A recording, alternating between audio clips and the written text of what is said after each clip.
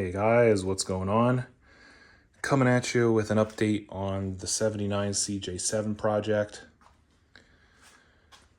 We've gotten a lot of stuff done on the top side of the tub. It's pretty much done. We have marked and drilled the beginnings of our roll bar holes. Everything except for that pad spot in the back. I think the tube or something might be a little bent because there was a decent gap. So once I have these three bolted down and secured, then we'll mark and drill the holes for that other bar. The seam sealing is done. It didn't come out as good as I would have liked. The brushes that I used, it left a pretty noticeable line, texture to the seam sealing, but I wasn't so concerned about making it look pretty as I was making it actually seal the seams.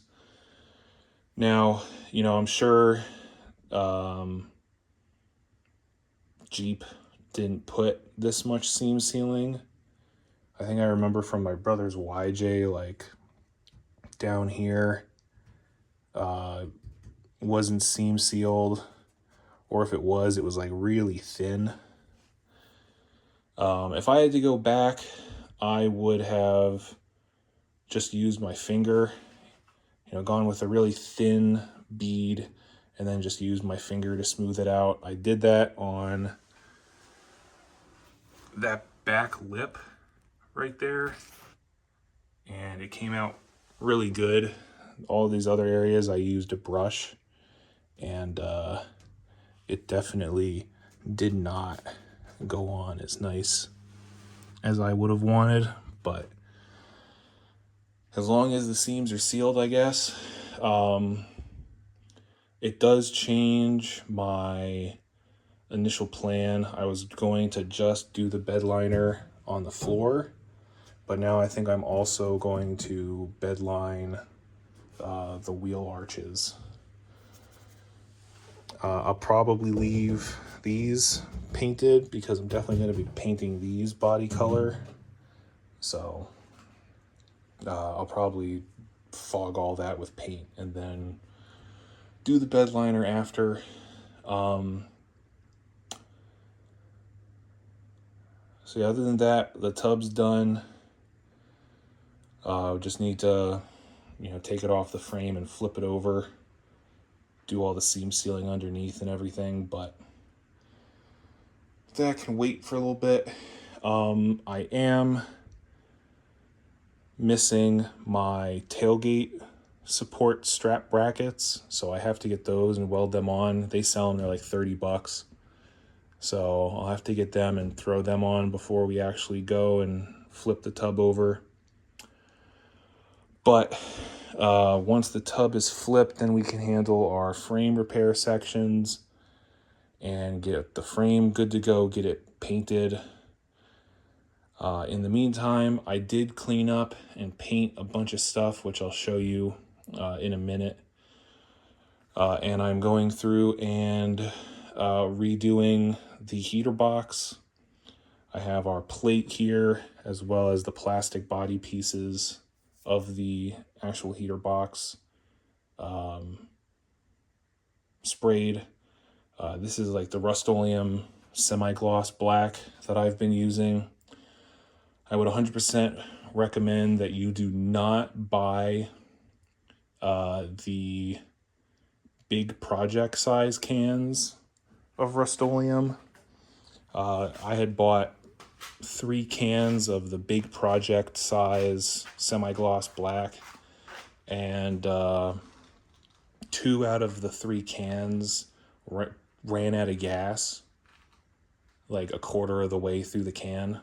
So I had to throw out, 3/4 of a can of paint because there was like no gas pressure inside to push the paint out.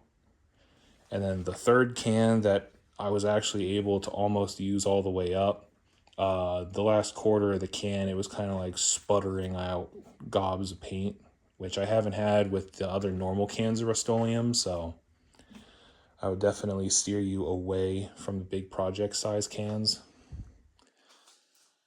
But I do have to still get 1/4 inch and 1 inch foam.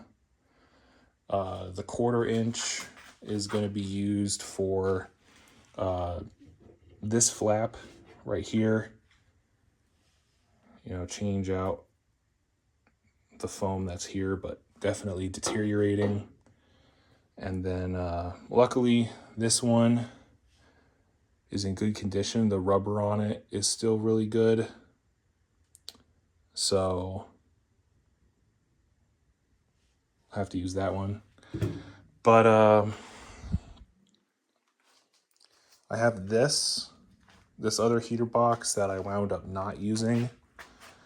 And I kept it around for parts, and I'm glad I did, because, even though it's in a bit worse shape, I actually need this cable here, and I need this bracket piece.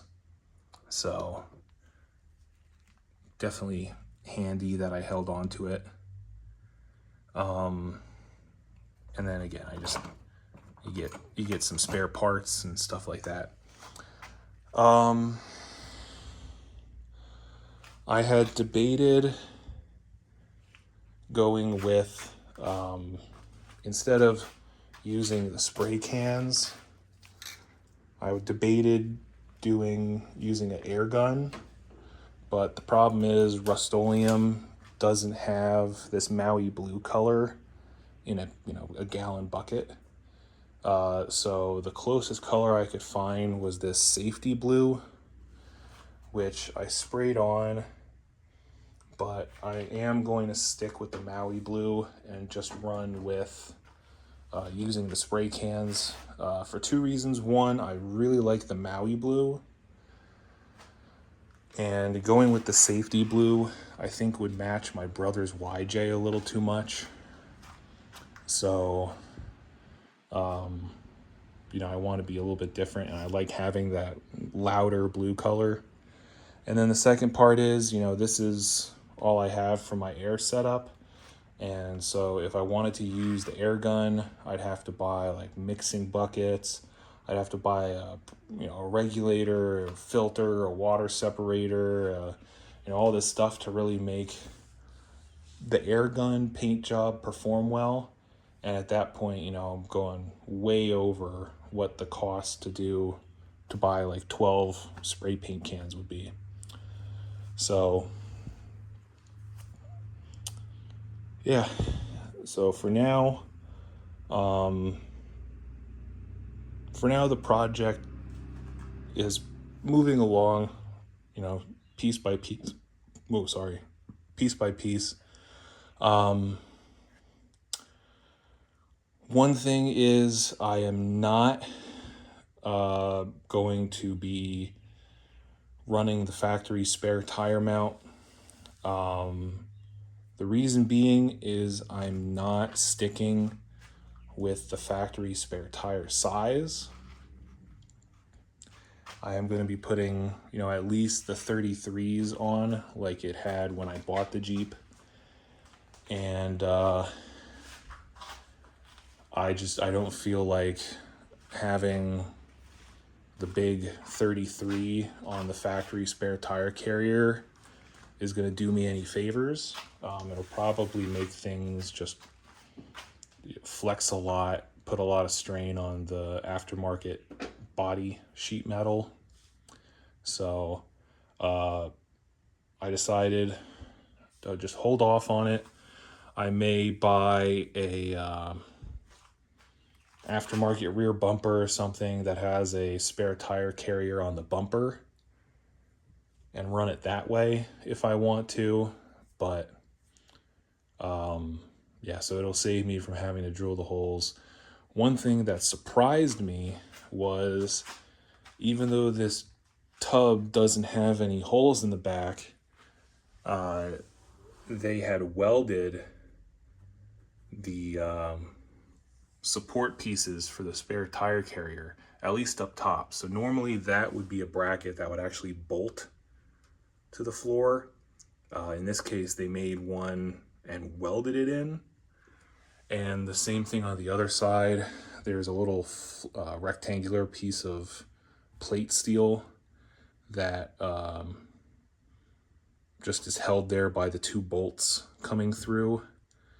And there's actually, the plate's there and it's actually tack welded to the actual tub. So that was kind of interesting that they did that, but kind of cool. You know, you get a welded connection, but again, we won't be running it, so we're gonna leave it off. A little unfortunate, you know, like I had said in the previous videos, I really liked the look of having the spare tire carrier on the back, but I'm not gonna put holes in the tub and put it on there, and I'd have to buy a few things. I have to buy the receiver piece because mine's really worn out, and I would have to buy and repair the part that the actual tire goes onto because it's all kind of bent up and tweaked. So that's not going to work, unfortunately, but it is what it is.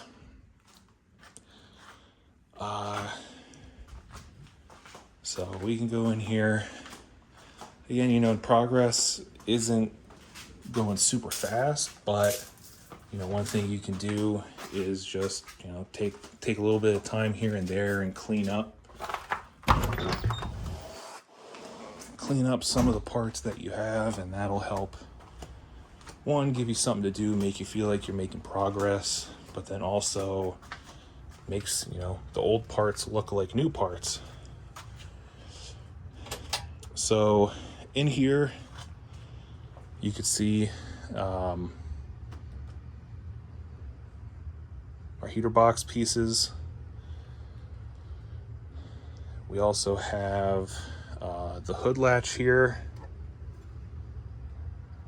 Went through and resprayed. It's in really good condition, so you know, didn't really have a reason to not use it.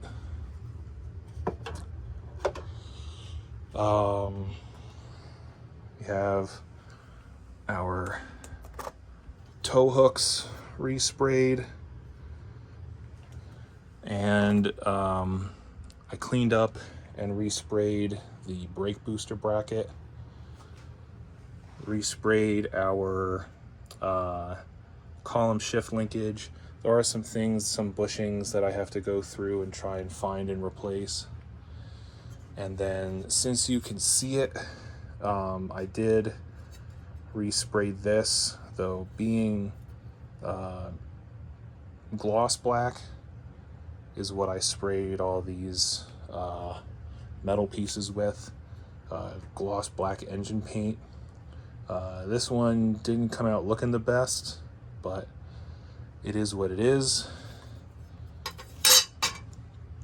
So yeah, and then I went through and resprayed this hood latch lock, replaced the spring, and got it freed up and working right. But I don't have the key for the actual lock mechanism, and it turns out that you can get these, they repop them, so you can get one brand new for like 35 bucks. So this is not going to be used, but hold on to it. You know, it's not useless, and maybe it'll be a good backup. But I definitely want to have it on there just so that you have that extra layer of security holding your Jeep hood down. But other than that, I mean, that's all that's really going on. I do have our fuel filler here that I need to go through and clean up. Unfortunately, I do have to replace the actual plastic housing because it got cut into. I actually also cut into the fuel filler cap, but I don't know that I'm going to go about replacing that. But I got to get these hoses off and get this actual metal housing piece cleaned up so that can be reused. But yeah, there's there's